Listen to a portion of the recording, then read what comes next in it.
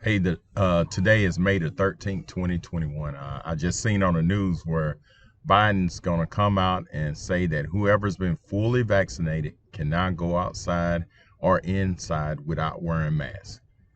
So they're doing everything they can in the world to get everybody to take this vaccination. I heard a state was also, I don't know which state it was. If anybody know, let me know. But whoever is fully vaccinated will have their name put into a lottery drawing. So whoever name is pulled wins $1 million. So if you're vaccinated, you got a chance to win $1 million. I heard some employees are also giving benefits to employees for getting the vaccine. Well, check this out. This is what's coming up in the news today. Tell me what you think. Check this out.